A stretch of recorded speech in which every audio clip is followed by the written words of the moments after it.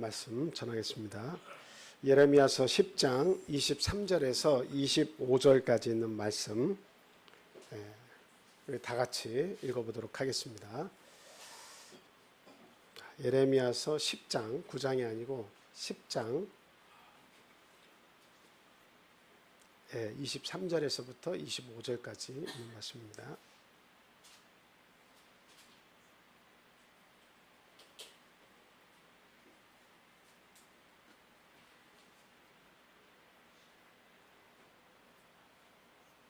자, 다 같이 읽겠습니다. 시작. 여호와께서 이와 같이 말씀하시되 10장이요.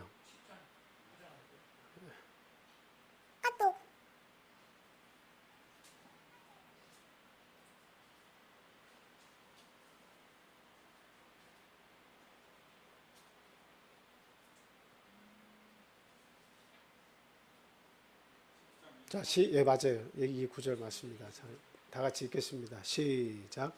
들을지어다 북방에서부터 크게 떠드는 소리가 들리니 유다 성읍들을 황폐하게 하여 승냥이의 거처가 되게 하리로다.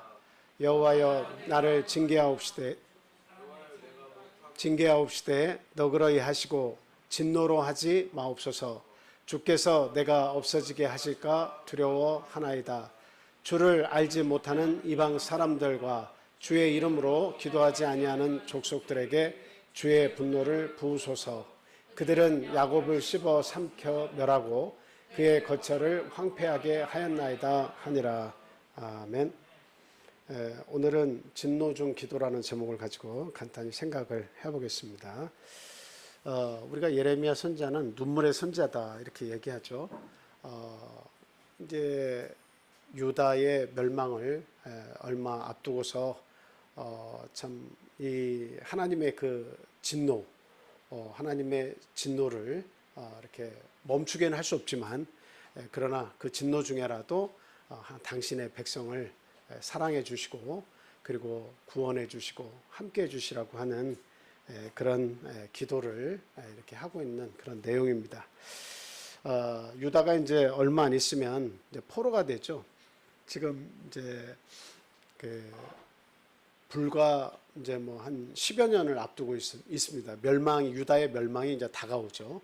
근데 그 멸망을 앞두고서 예레미야 선지자가 하나님께서 이 우상 숭배를 통해서 멸망시킬 수밖에 없는 그런 그 결과가 있다는 것을 예레미야 선지자가 알고는 그 하나님의 진노 중에라도 당신이 뽑은 이 백성, 당신의 그 계획이 이 백성을 통해서 이루어지기를 원하면서 하나님께 간절히 그 하나님의 그 사랑과 또 그 용서를 구하는 그런 기도를 지금 하고 있는 내용입니다. 우리가 보통 이렇게 하나님께서 진노를 하시면 그 진노로 모든 것이 이제 끝나는 것처럼 이렇게 생각을 하지만 사실은 그 가운데에 누구의 기도가 있느냐에 따라서 어떻습니까? 하나님의 뜻이 변화가 될 수 있습니다. 우리가 하나님을 마음대로 이렇게 저렇게 움직인다는 개념이 아니라 우리의 기도를 하나님께서 항상 어여삐 보시고 우리의 탄원하는 그 기도를 하나님께서 관심을 가지고 계신다라고 하는 의미입니다. 그래서 모세를 통해서도 하나님께서는 그 기도를 들어주셨고 그리고 아브라함을 통해서도 어떻습니까? 그 기도를 들어주시면서 얼마든지 그 내용을 가지고 있는 그런 기도라고 한다면 하나님은 그 인간의 편에 서서 그 기도를 들어주실 용의가 있다라는 것을 아브라함 때 이후부터 계속 말씀하셨습니다. 그래서 뭐 대표적인 예지만 소돔과 고모라를 멸망시키실 때도 하나님은 이미 작정을 하셨지만 죄악이 관영해서 멸망을 시켜야겠다 이렇게 작정을 하셨지만 그러나 그것을 멸망하기 전에 아브라함에게 알렸고 그리고 그 아브라함을 통해서 어떻습니까? 아브라함을 통해서 기도할 수 있는 시간을 주셨습니다. 그래서 의인 50명만 있으면 또 의인 45명, 40명, 30명, 20명, 10명 의인 10명이 있으면 멸망치 않으시겠습니까? 라는 그런 기도를 이렇게 아브라함을 통해서 할 수 있는 기회를 주셨죠. 그래서 조금만 더 이렇게 아브라함이 인원을 수를 낮춰서 의인 뭐 3명이 있어도 구원하시겠습니까? 라고 한다면 하나님의 편에 서서는 어땠어요? 뭐 생각하시고 그럴 수 있다라고 또 하셨을지 누가 압니까? 그런데 아브라함의 기도가 안타깝게도 10명에서 의인 10명에서 이렇게 멈추었죠. 하나님께서는 그것도 허락을 하셨습니다. 의인 10명만 있어도 멸망시키지 않겠다. 어쨌든 하나님은 그 진노를 실행하시는 분이시고 진노를 계획하시고 이렇게 준비 중이시라도 어때요? 진노 중에라도 어쨌든 그 기도가 있을 때는 그 기도를 하나님께서 생각을 하시고 그 들을 마음이 있으시다라고 하는 것을 우리가 성경을 통해서 알 수가 있습니다. 지금 이제 유다의 그 죄악의 선택, 결과적으로 이 남쪽 유다가 하나님의 말씀에 순종하지 않고 북이스라엘이 한 대로 따라가는 거죠. 결국은 우상 숭배를 통해서 하나님의 말씀을 어기고 하나님을 배신하고 그렇게 살게 됐을 때 결국 하나님은 유다에게 그 나라의 멸망과 더불어서 포로의 삶이 기다리고 있다는 것을 이 예레미야 선지자에게 이렇게 알려주시는 거죠. 그러면 하나님께서 그것을 작정하셨다 할지라도 예레미야는 지금 어떻게 하는 겁니다. 작정을 하셨지만 그러나 그 진노 가운데에서도 변치 않는 하나님의 아주 맹렬한 화가 그렇게 나셨고 당신의 사랑하는 백성이지만 마음을 돌이키지 않는 것을 보고 그 당신의 뜻을 진행하기로 작정을 하셨잖아요. 그럼에도 불구하고 예레미야는 끝까지 하나님께 자비를 베풀어 주실 것을 간절히 호소를 하고 있다라고 하는 겁니다. 인간이 하나님을 거역하고 인간이 만든 우상을 섬긴다고 하는 것은 일단 그 마음이 부패했다 하는 것을 우리가 알 수 있습니다. 마음이 부패하면 가장 먼저 일어나는 역사가 어떤 역사입니까? 마음이 부패하면 하나님을 그 마음에 두기를 싫어하게 되어 있습니다. 그래서 로마서 1장 28절 한번 볼까요? 로마서 1장 28절 말씀. 자, 다 같이 읽어보겠습니다. 시작. 또한 그들이 마음에 하나님 두기를 싫어하며 하나님께서 그들을 그 상실한 마음대로 내버려 두사 합당하지 못한 일을 하게 하셨으니. 아멘. 이렇게 마음이 부패하면 그 가운데서 일어나는 첫 번째 일이 무엇이냐? 마음속에서 하나님을 두기 싫어한다. 그러면 이제 자기 마음대로 해야 되는 거야. 하나님이 그 마음에 계실 때는 내 양심에 꺼리끼기도 하고 하나님께서 살아서 역사하시니까 하나님의 뜻이 어떠할까를 자꾸 생각하게 되죠.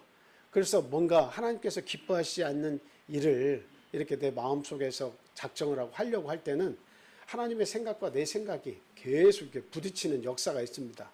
근데 마음이 이제 아예 부패해버리면 하나님의 그 내 마음속에서 자리했던 것이 떠나면 어때요? 하나님이 그 마음속에 안 계시면 내 뜻대로 그냥 막 살게 되는 거예요. 그래서 결과적으로는 참 합당하지 않은 그런 일들을 이렇게 할 수밖에 없다라고 하는 것입니다. 자, 오늘 본문 말씀을 통해서 참 진노 중에 하나님께서 기도를 원하신다라고 하는 것, 자비를 구하라고 하는 그런 내용을 우리 같이 생각하고 은혜를 이렇게 얻도록 하겠습니다. 자, 첫 번째 말씀은 오늘 본문 말씀에서 우리에게 주시는 말씀이 무엇이냐? 본문 22절에 그런 말씀이 나와 있습니다. 인생의 길이 자기에게 있지 않다는 것을 알아야 한다라고 하는 거죠. 여호와여 10장 23절 말씀 보면 여호와여 내가 알거니와 사람의 길이 자신에게 있지 아니하니 걸음을 지도함이 걷는 자에게 있지 아니함이니이다. 이렇게 얘기하고 있죠. 이 말씀은 뭡니까? 사람의 길이 자신에게 있지 않다. 사람들이 살면서 항상 하는 말 중에 많이 듣게 되는 말이 있습니다. 그 말이 뭐죠? 뜻대로 되지 않는다라고 하는 말을 많이 하죠. 내 뜻은 이게 아닌데 나는 이렇게 하고 싶은데 내 뜻대로 되지 않는다라고 하는 것을 많이 이야기합니다. 그것은 무엇을 얘기하는 겁니까? 그것은 중간에 개입하는 자가 있다는 말입니다. 내 인생 속에 뿐만 아니라 세상의 많은 사람들의 삶 속에 개입하는 이가 있다라고 하는 사실이죠. 그건 뭐냐면 하나님께서 우주적으로 또 이 지구에서 일어나는 모든 일 위에 하나님께서 계획하시는 원칙이 있습니다. 원칙. 하나님이 계획하신 모든 일에는 원칙이 있어요. 그냥 무작정 하나님 기분 내키는 대로 이렇게 하고 저렇게 하고 막 화가 나시면 화가 치미시는 대로 진노하시고 뭐 이런 게 아니에요. 하나님께서 만들어 놓으신 원칙이 있습니다. 그래서 그 대원칙과 하나님께서 기뻐하시는 질서가 있는데 그 질서를 원칙으로 해서 이 세계가 돌아가기를 바라시는 거예요. 그러나 그 질서를 훼손하는 이들이 나타나고 있거나 아니면 질서를 어기고 배반하는 일이 있을 때는 어떻게 됩니까? 하나님께서는 그들에게 진노를 참으시다가도 그 진노를 나타내 주셔야 그들이 한 번씩이라도 깜짝깜짝 놀라고 자신의 삶을 돌아보게 되는 거죠. 그래서 그 자기가 사는 인생에 대해서 하나님께서 어떻게 하길 바라세요? 잘못된 길을 가고 있으면 고침을 얻고 회개해서 하나님의 뜻에 합당한 삶을 살기를 하나님은 바라고 계시는 겁니다. 그리고 그 하나님께서 보실 때 참 그 선택이 올바른 선택을 잘하면서 믿음의 삶을 살아갈 때는 하나님께서 그 삶을 격려하시고 거기에 복의 복을 더하셔서 윤택한 삶을 살도록 하나님께서 인도하신다라고 하는 거죠. 그래서 모든 인생 가운데는 이 개입자가 있습니다. 그 중간에 개입하셔서 얼마든지 이렇게도 역사를 하시고 저렇게도 역사하실 수 있는 그 힘이 존재한다는 거죠. 근데 그 힘이 존재한다는 것을 믿지 않는 사람들은 자기의 생각과 자기의 주관대로 살아가는 거예요. 그게 마치 100% 내가 선택한 삶에 대해서 내가 책임지겠다고 하는 것처럼 그렇게 많은 사람들은 자신 있게 자기의 삶을 살아가는 거죠. 근데 그게 굉장히 무서운 삶입니다. 내가 선택한 것이 100% 옳다고 볼 수가 결단코 없는 거죠. 내가 아무리 경험이 많고 내가 아무리 인생을 많이 살았다 할지라도 내가 선택한 그 모든 길이 100% 맞을 수는 없습니다. 오히려 100%다 틀릴 수는 있어요. 그러나 100% 맞을 수는 없는 것이다 라고 하는 거예요. 그래서 우리 인간의 교만이 거기서 나타나는 거죠. 내가 잠깐 이 땅에서 산 그 모든 지혜와 지식이 과연 이것이 하나님의 뜻에 맞는다고 생각하고 그것대로 살아가는 많은 사람들이 이 땅에 있다고 하는 사실입니다. 그래서 우리는 선한 선택, 하나님을 기쁘시게 하는 선택이 있을 수가 있고 하나님을 참 마음 아프게 하는 그런 선택이 있을 수 있다라고 하는 것을 우리가 알아야 한다. 그 일에 의해서 하나님은 개입을 하시게 돼 있다라고 하는 겁니다. 자, 신명기 32장 39절 말씀 우리 같이 한번 읽어보겠습니다. 자, 시작. 이제는 나 곧 내가 그인 줄 알라. 나 외에는 신이 없도다. 나는 죽이기도 하며 살리기도 하며 상하게도 하며 낫게도 하나니 내 손에서 능히 빼앗을 자가 없도다. 아멘. 우리는 하나님에 대해서 이렇다 저렇다 평가할 수가 없어요. 하나님께서 하시는 일이기 때문에 받아들여야 돼요. 우리가 신을 믿는다라고 하는 것은 하나님이든 뭐 세상 사람들은 마찬가지예요. 내가 신을 선택해서 믿는다 하는 것은 그 신이 하시는 모든 일의 절대성을 인정한다는 거예요. 그죠? 절대적이다라고 하는 것을 인정할 때 그게 믿음이 되는 겁니다. 우리가 특히 하나님을 믿을 때 하나님께서 하시는 모든 일은 선하시고 우리는 그 뜻에 순종할 따름이다 하는 믿음이 전제적으로 있어야 우리의 다음 믿음의 모든 것이 순조롭다라고 하는 거예요. 근데 하나님께서 하시는 모든 일에 의심이 들어서 그걸 일일이 내가 이해가 되지 않으면 난 따르지 않겠다라고 하면 그 믿음이라고 하는 것은 첫 출발부터가 잘못된 것이다 라고 하는 것을 우리가 알아야 됩니다. 그래서 절대적인 하나님의 능력과 절대적인 하나님의 선을 우리는 결코 의심해서는 안 되고 그가 하시는 모든 일, 우리에게 어떤 아픔도 주시고 우리에게 상처가 나면 낫게도 하시고 그리고 하나님께서 하시는 모든 일은 그 순간순간은 내가 이해할 수 없는 일들이 굉장히 많지만 그러나 그 시간이 다 지나고 나면 결국 그 모든 일은 누구를 위한 것이냐라고 물을 때 그것은 나를 위한 것이었구나라고 하는 것을 고백할 때가 온다라고 하는 것입니다. 자, 이사야 45장 5절에서 7절까지 있는 말씀도 같이 보겠습니다. 이사야 45장, 자, 시작. 나는 여호와라, 나 외에 다른 이가 없나니 나밖에 신이 없느니라. 너는 나를 알지 못하였을지라도 나는 내 띠를 동일 것이요 해 뜨는 곳에서든지 지는 곳에서든지 나밖에 다른 이가 없는 줄을 알게 하리라. 나는 여호와라, 다른 이가 없느니라. 나는 빛도 짓고 어둠도 창조하며 나는 평안도 짓고 환난도 창조하나니 나는 여호와라. 이 모든 일들을 행하는 자니라 하였느니라. 아멘. 다른 신은 없다고 하나님께서 말씀을 하고 있습니다. 하나님께서 모든 것을 다 지었다라고 이야기를 하고 계시죠. 그리고 우리가 비록 하나님에 대해서 모르는 부분이 많이 있을지라도 하나님께서는 우리를 아시고 나에게 띠를 띄워서 이리로 가라 저리로 가라, 나에게 와서 내 말씀을 내 이야기를 들어라, 이렇게 하실 수 있다는 거예요. 그래서 하나님과 같은 분이 없다. 결국 하나님께서 이 인생사에 개입을 하셔서 모든 것이 선을 이룰 수 있도록 하나님께서 도우신다라고 하는 겁니다.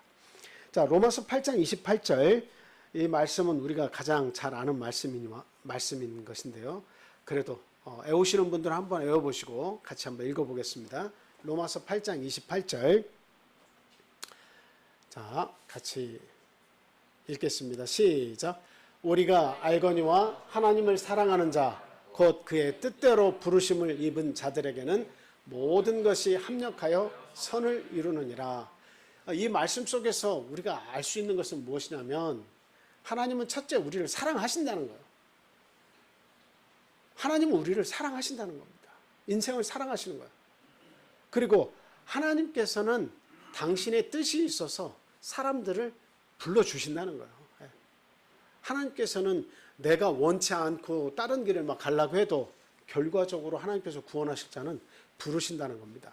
그래서 하나님의 뜻대로 부르심을 입은 자들에게는 결과적으로 하나님이 그 사랑을 표현하시는데, 어떻게 사랑을 표현하십니까? 모든 것이 합력하여 선을 이루도록 이렇게 이끌어 가신다라고 하는 겁니다. 그러면 모든 것이 합력한다라고 하는 의미는 뭡니까? 모든 것이 합력한다. 그 모든 것이 뭐예요? 모든 것은 우리 인생의 전반적인 것을 다 이야기합니다. 내가 방탕한 길을 걸었다가도, 내가 하나님을 알지 못하는 사이에 우상을 섬기면서 내 인생을 많은 세월을 보냈다 할지라도, 그리고 내가 죄악 가운데 걸으면서 많은 사람에게 피해를 입히면서 살았다 할지라도, 여러 가지 내가 연약한 자의 삶 속에서 살았다 할지라도, 내가 교만 가운데 살았다 할지라도, 그리고 내가 하나님을 깨달아서 하나님을 위해서 살은 기간이 있다 할지라도, 그 모든 내가 살아온 모든 환경과 모든 경험, 그 모든 것들을 다 합해서 어떤 일이 있었든 간에 결과적으로 하나님이 원하시는 것은 어느 방향으로 이끌어 가려고 하시는 거예요? 선한 방향으로 이끌어 가길 원하신다라고 하는 겁니다. 우리가 하나님의 뜻을 아는 것이 대단히 중요해요. 그래서 내 속에 일어난 울분이 치솟는 일들도 있어요. 하나님께서 나에게 주셨다고 하는 모든 일 가운데는 이해가 되지 않는 너무도 슬픈 일이 그 속에 담겨져 있을 수도 있습니다. 그리고 한때는 막 내가 너무나 하나님의 일을 격정적으로 막 정열을 가지고 열심히 이렇게 일을 할 때 하나님이 나에게 너무나 큰 기쁨과 감동을 주실 때도 있습니다. 근데 그 모든 것들을 다 합해가지고 하나님은 무엇으로 가게 하시려고 하는 거예요? 좋은 일, 나쁜 일, 어떤 경험이 있었다 할지라도 선한 방향으로 내가 이끌어 주겠다라고 하는 겁니다. 우리 믿는 사람들은 그것을 믿는 사람이에요. 하나님이 결과적으로 내 인생을 어디로 이끌어 갈 것인가? 그것을 명확하게 믿지 못한 사람들은 중간에 흔들리는 거예요. 하나님이 나를 인도하시는 것에 너무나 나침반이 없는 것과 같다. 왜 나를 좌충우돌하게 하시는가? 왜 나를 이렇게 고생 가운데에 나를 내버려 두고 나타나지 않는가? 이스라엘 백성들이 제2차 대전 이후에 2000년 동안 나라 없이 살다가 그 나라의 고토를 회복해가지고 독립을 하잖아요. 근데 독립을 했어도 그들이 하는 일이 뭡니까? 한 변호사를 중심으로 해서 많은 이스라엘 백성들이 사인을 하면서 뭐라고 그래요? 우리 할아버지, 우리 아버지 때에 그 조상 위에 정말 그 유태인의 그 많은 사람들이 학살을 당할 때 하나님은 도대체 뭐 하고 계시냐? 우리가 유일신 하나님을 섬기지만 그 하나님께서 우리의 민족을 돌보지 않으셨다라고 하는 거예요. 돌보지 않으셨다. 그래서 우리는 결과적으로 하나님을 믿지 않겠다. 사인하시오 할 때 사람들이 막 너나 할 것 없이 사인하는 거예요. 그러니까 하나님을 그 마음에 두기를 싫어하면서 그들이 같이 하는 일이 뭐예요? 결과적으로 성소수자들이 함께 모여가지고 그 하나님의 나라에서 하나님이 선택하신 민족에게서 성소수자들이 우리의 인권을 위해서 모임을 막 주장을 하고 우리도 똑같이 대우해달라. 그 파티를 막 열 때 모두가 그것을 그냥 방관만 하고 있는 거예요. 그 나라에서. 하나님께서 빼어낸 백성, 많은 나라와 열방들의 백성들에게 본이 되게 하시려고 아브라함 이후에 애굽에서 그 인큐베이터 속에서 잘 길러낸 그 백성들이 나라를 잃었다가 2000년 동안 나라 없이 살다가 나라를 다시 받아서 고토로 돌아와서 독립을 했는데도 불구하고 그 가운데서 그들이 하는 일은 뭐예요? 그 마음에 하나님이 없다라고 얘기하는 겁니다. 얼마나 참 안타깝습니까? 얼마나 안타까워요. 그러한 일들이 일어나고 있는 겁니다. 하나님이 없다 하는 일들이 하나님께서 사랑하시는 백성 속에서 일어나고 있는 거죠. 참 이런 일을 볼 때 우리가 그 나라와 그 민족의 백성들을 위해서 우리가 더 함께 기도해야 됩니다. 하나님의 뜻이 그 민족을 통해서 이루어지고 하나님 그 백성들이 그 백성 전체가 회개할 수 있는 날이 속히 올 수 있도록 우리가 함께 기도를 해야 됩니다.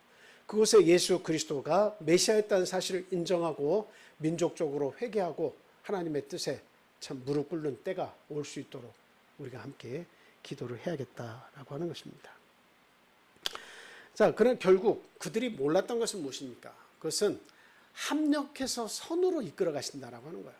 결국 민족에게 나라를 다시 독립하게 해주셔서 지금은 메시아를 인정하지 않지만 예수 그리스도를 메시아로 인정하지 않지만 때가 되면 어떻게 해요? 그 민족이 예수 그리스도가 우리를 살리시려고 십자가를 대신 지신 하나님의 아들이요 하나님 당사자이셨구나 라고 하는 것을 깨닫게 하시려고 하는 게 하나님 뜻이에요.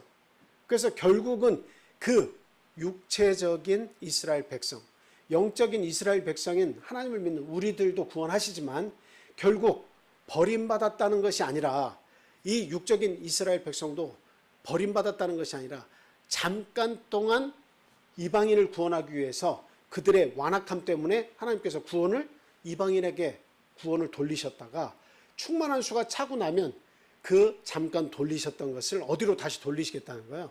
육적인 이스라엘에게 그 구원을 다시 돌리겠다는 거예요. 그들을 포기했단 말이 아니라는 거죠. 그런데 그들은 포기했다라고 생각하는 거예요.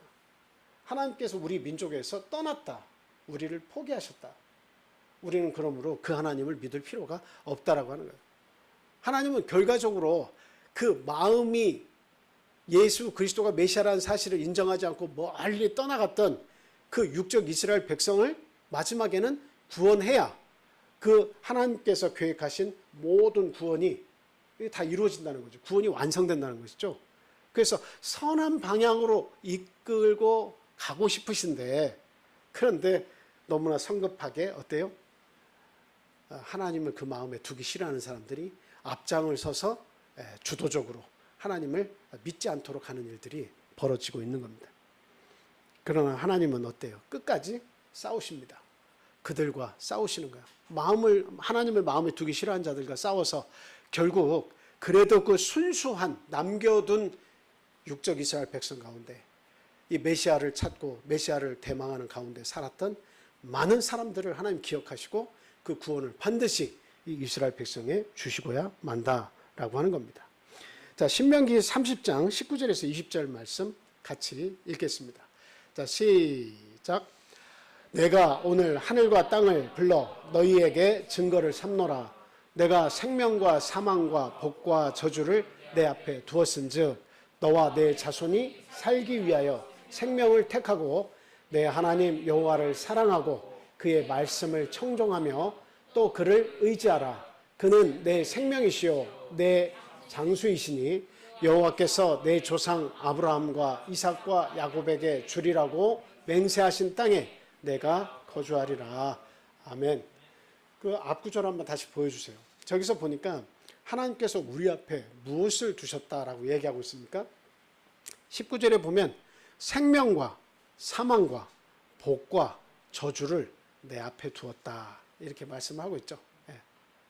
그러니까 결국 하나님께서 생명도 사망도 복도 저주도 앞에다 이렇게 놓으셨다는 거예요. 여러분이 돌 때 아기들이 이제 돌잡이를 하잖아요. 뭘 집을 것이냐 하고 막 돈과 마이크와 막 기타 붓, 펜 뭐 여러 가지를 다 놓고 막 잡으라고 합니다. 결국 그 선택은 아이가 하는 거죠. 하나님께서 지금 말씀하신 것은 지금 복된 삶과 결과적으로 저주의 삶이 네 눈앞에 다 놓여 있다라고 하는 거야.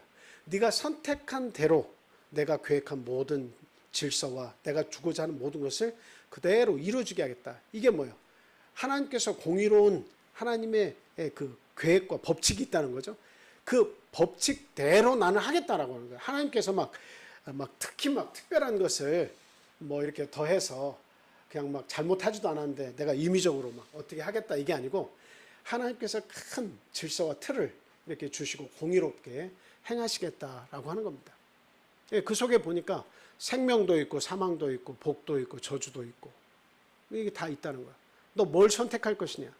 네가 잡은 대로 내가 그것을 내게 주겠다라고 하는 겁니다. 오늘날 저희가 뭐에 신경 쓰면서 살아왔냐? 나의 남은 인생 동안 내가 뭐에 신경 쓰면서 무엇을 잡기 위해서 살아갈 것이냐 하는 것을 아주 곰곰이 생각하면서 주의 깊게 그 삶을 선택을 해야 됩니다. 내가 선택한 것에 따른 결과가 다 따라오는 거거든. 어떤 것을 선택하든 그 결과가 나에게 따라오게 돼 있어요. 하나님은 공의로우신 하나님이에요.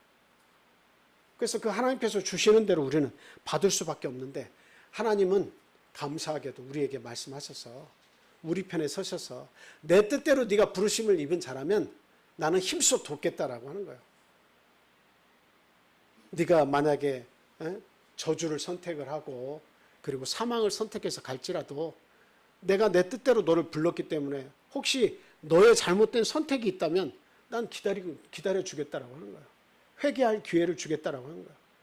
그래서 네가 삶을 돌이키면 언제든지 너의 지위를 회복시켜 주시겠다라고 하는 거예요. 그게 하나님 우리에 대한 사랑이에요. 우리를 막 어거지로 잘못된 길로 갔지만 막 귀를 붙잡아가지고 끝까지 너 구원하기로 했으니까 이렇게 살아도 저렇게 살아도 내가 무조건 구원할 거야. 그런 건 아니에요. 그 마지막 순간까지 하나님께 대해서 돌아볼 수 있는 힘을 가지고 있으면 어때요? 하나님을 돌아보고 하나님께로 돌아가고 싶어하는 마음이 그 속에 생기면 하나님은 지원하신다는 겁니다. 하나님과 우리와의 관계를 아주 잘 설명한 누가복음 15장의 이야기를 보면 그 탕자의 비유를 여러분 잘 기억을 하실 겁니다.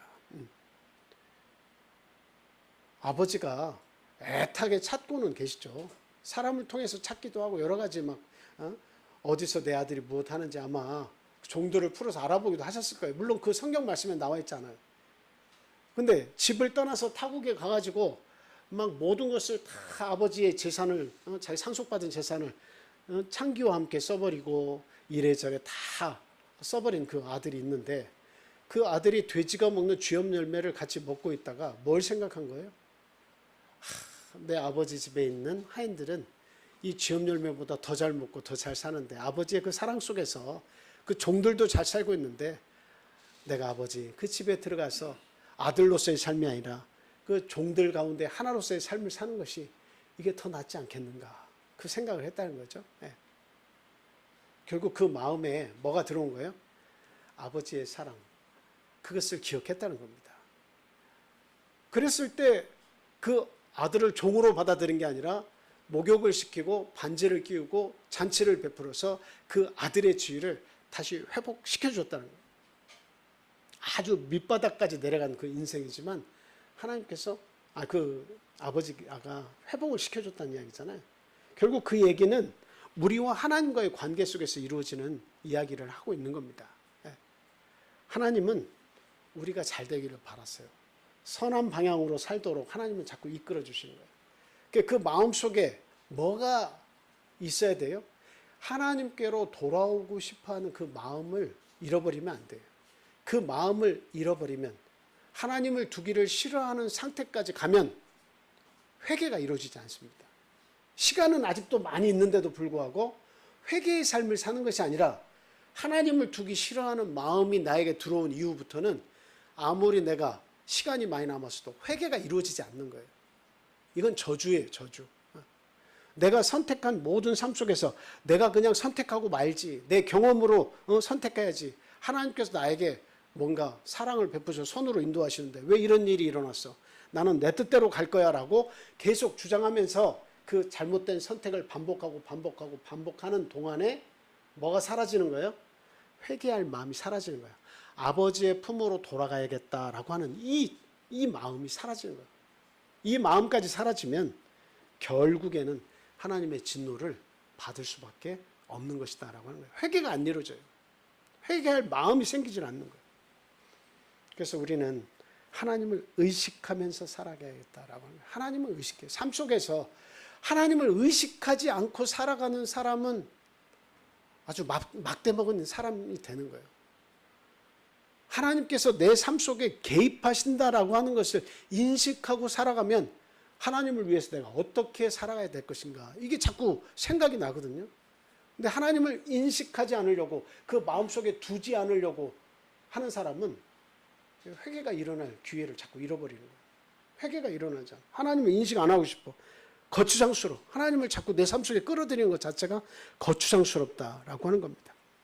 그래서 하나님을 의식하면서 하나님께서 기뻐하시는 선택을 우리가 하면서 살아가는 것이 가장 큰 지혜다라고 하는 것을 우리가 알아야 되겠습니다.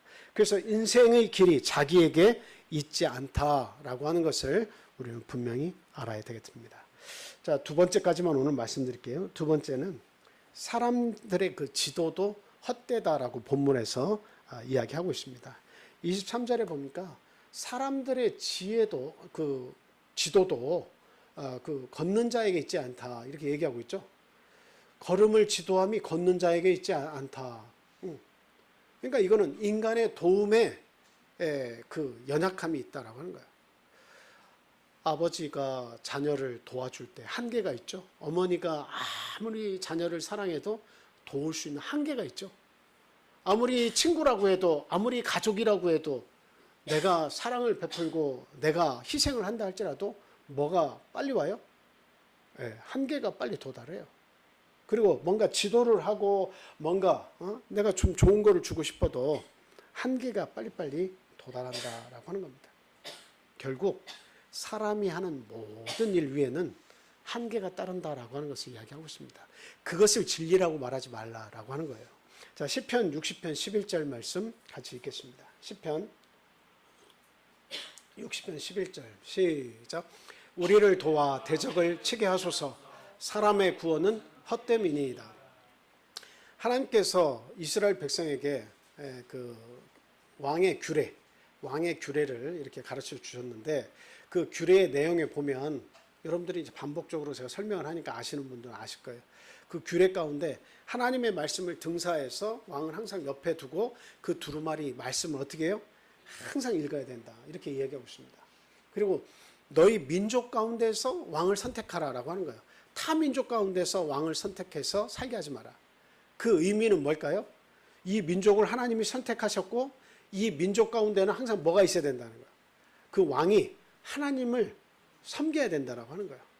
그래서 타 민족에서 왕을 선택을 하면 그 왕은 하나님을 떠날 수 있는 그런 기회가 많이 있다는 거죠. 그리고 그 자손 역시 하나님을 배반하고 떠날 수 있는 그런 개연성이 굉장히 많다는 겁니다.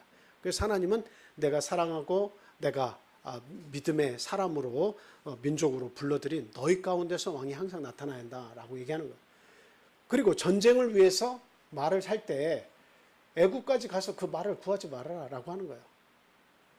그건 뭐예요? 인간의 생각이 이 전쟁은 하나님께 속한 것인데 좋은 말들을 끌어와서 그 전쟁을 이기려고 그런 마음을 가졌다면 그 마음 속에 하나님이 없다라고 하는 이야기잖아요. 왕은 그래서는 안 된다. 왕은 전쟁의 무기보다도 뭐를 더 신뢰해야 한다? 하나님께서 하시는 모든 계획과 뜻에 더 순종을 할 줄 알아야 된다. 그런 강심장, 그런 왕을 하나님이 원하시는 거예요. 하나님을 절대적으로 신뢰할 수 있는 왕을 요구하시는 거지, 어떤 머리를 잘 써가지고 계획을 잘 짜가지고 전쟁을 승리하려고 하는 그런 왕을 원하시는 것이 결코 아니시다라고 하는 거예요. 그래서 하나님께서 이 바울사도에게 그런 지혜를 주셨나 봐요. 바울사도는 고린도서 1장에서 보니까 하나님께서 들어서 쓰시는 인물들 가운데 문벌 좋은 자, 학식 좋은 자가 많지 않다고 이야기하고 있잖아요. 하나님께서 주시는 지혜와 구원의 능력 같은 것은 막 머리가 좋다고 해가지고 그것을 다 이해하고 받아들이는 것이 아니라는 거예요. 많지 않다라고 하는 것은 그 가운데 학식과 지식이 많아서 그걸 빨리 이해하고 순종하는 사람도 있지만, 그러나 대부분의 사람들은 어떻다는 거예요? 문벌 좋은 자가 많지 않다는 겁니다. 하나님께서 들어서 쓰시고 구원하시는 자 가운데는 매우 연약한 자들이 너무나 많다는 거예요. 그것은 왜 그래요? 어떤 증거를 보고 내가 이해해야만 하나님을 인정하는 것이 아니라 하나님의 말씀 그대로를 어떻게 해요? 순종하려고 애를 쓰는 사람들이다라고 하는 거예요. 이게 눈으로 볼 때는 연약한 백성이지만, 그러나 그 마음은 순수해서 하나님의 모든 입으로 나오는 말씀은 순종하려고 하는 마음이 앞서는 사람들이다. 하나님이 그런 사람들을 기뻐하신다라고 하는 거죠. 여러분, 예수님 시대에도 예수님의 말씀에 3,000명, 5,000명 막 따라다녔는데, 그 따라다니는 사람들 가운데는 바리새인들과 서기관들과 사두개인들이 많지 않았습니다. 자기의 그 학식은 굉장히 많고 백성들의 선생이 돼서 그 지도자 그룹에 속한 많은 사람들은 예수님께서 하시는 많은 권세 있는 말씀들에 대해서 참 저렇게 많은 사람들이 따라다니는 것에 대해서 시기하고 질투하고 대부분 그랬지, 그 말씀을 내가 들어봐야겠다라고 한 사람은 몇 사람밖에 안 돼요. 그만큼 어때요? 하나님의 말씀은 지식이 많은 자, 학식이 많은 자, 그런 자들에게는 가려져 있는 겁니다. 가려져 있어요. 하나님의 말씀은 가려져 있어요. 결국 오늘 우리에게 하나님께서 부르셔서 당신의 진리의 말씀을 소개하시고 그 말씀에 순종하고 따르게 하시는 것은 하나님의 극도의 우리를 향하신 사랑이다라고 하는 겁니다. 그래서 사람의 어떤 구원에 내가 막 어떤 목숨을 걸고 도와달라고 하기보다는 하나님을 먼저 찾는 자가 돼야 한다라고 하는 겁니다. 자, 시편 61편 1절 2절 말씀 한번 보겠습니다. 자, 시작. 나의 영혼이 잠잠히 하나님만 바라며 나의 구원이 그에게서 나오는도다. 오직 그만이 나의 반석이시요 나의 구원이시요 나의 요새이시니 내가 크게 흔들리지 아니하리로다. 여러분, 크게 흔들리지 마시기 바랍니다. 내가 신앙생활하면서 그냥 마음이 이렇게 뒤집혔다, 저렇게 뒤집혔다, 풍랑이 있는 것처럼 내 마음이 넘어질까, 일이 쏠릴까, 이런 염려가 있는 그런 마음의 상태로 살지 마시라고요. 아니면 아니라고 하면 하나님께서 조치가 있어요. 내가 정말 하나님을 사랑하는데 아니라고 하면 하나님께서 바울 사도처럼 어떻게 하실까요? 때려서라도 잘못된 것을 보게 하시는 그런 역사가 있어요. 진리인데 진리가 아니다라고 하면 하나님께서는 때려서라도 빛을 보게 하셔서 눈을 못 뜨게 하셔서라도 어때요? 자기가 한 모든 과거의 모든 것을 돌아보게 하신다 이 말이에요. 그러니까 중요한 것은 이게 뜨겁지도 않고 차갑지도 않은 것이 문제예요. 뜨겁든지 차갑지도 않은 거예요. 아예 차가우면 하나님께서 그 인생을 사랑하시면 돌이키실 기회를 주시는 거예요. 뜨거우면 하나님은 더 격려하시겠죠. 그래서 우리가 오직 우리 하나님만이 나의 반석이시고 나의 구원이시라는 사실을 명백히 알고 흔들리지 않는 신앙생활을 하는 것이 이게 정말 중요하다 하는 겁니다. 잠언 16장 1절에서부터 9절에 있는 말씀인데요. 1절에서 3절 건너뛰어서 9절 우리가 잘 아는 말씀 같이 읽어보겠습니다. 자, 1절에서 3절 먼저 읽습니다. 시작. 마음의 경영은 사람에게 있어도 말의 응답은 여호와께로부터 나오느니라. 사람의 행위가 자기 보기에는 모두 깨끗하여도 여호와는 심령을 감찰하시느니라. 너의 행사를 여호와께 맡기라. 그리하면 내가 경영하는 것이 이루어지리라. 9절에 있는 말씀도 16장 9절에 있는 말씀도 마찬가지 말씀이에요. 자, 시작. 사람이 마음으로 자기의 길을 계획할지라도 그의 걸음을 인도하시는 이는 여호와이시니라. 아멘. 내가 어떤 계획이 있어도 결국 하나님께서 그 사람을 사랑하시면 그 사람을 달래서든 그 사람을 때려서든 하나님이 기뻐하시는 길로 그 인생을 이끌어 가십니다.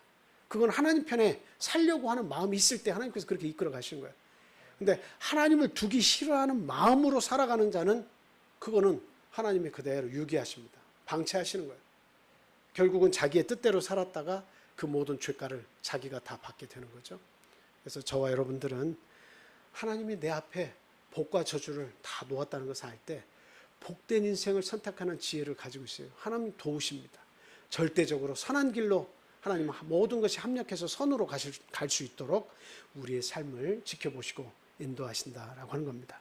오늘 기도하실 때에 아무것도 염려하지 마시고 온전히 하나님께 다 맡기는 삶을 살게 해달라고 기도하시기 바랍니다. 그리고 성령께서 말할 수 없는 탄식으로 우리를 위해서 친히 간구해 주십니다. 참 하나님께서 예루살렘을 떠나지 말고 내가 너에게 주겠다고 한 그 성령을 받을 때까지 떠나지 말고 기다려라. 약속한 성령을 기다려라 말씀하셨죠. 그 제자들이 예수님을 열정적으로 따라다닐 때에도 결과적으로는 어때요? 하나님께서 아직도 한 명에게도 성령을 내리신 일이 없다고 분명히 얘기하고 있습니다. 그것은 성령을 내리시기 전에도 사랑하셨지만 예수님이 계시지 않는 시대에는 성령을 통해서 우리와 함께 하신다는 것을 알게 하시겠다고 하는 의미가 있는 것입니다. 오늘 기도하실 때에 하나님의 도우심을 구하시고 또 무엇보다도 우리의 가정 속에 참 단 한 사람도 나고자 없이 하나님 모두 구원해 주십시오라고 하는 간절한 마음으로 우리 마음의 열매가 맺을 수 있도록 마음의 기도를 하시고 또 성령은 우리가 그 뜻을 알지 못할지라도 말할 수 없는 탄식으로 우리를 위해서 친히 간구해 주셨다 했으니 참 이 비밀한 기도를 내가 뜨거운 마음으로 기도할 때 마음의 열매를 맺을 때 성령은 우리와 함께 기도해 주실 겁니다. 그렇게 기도해 주시길 바라요.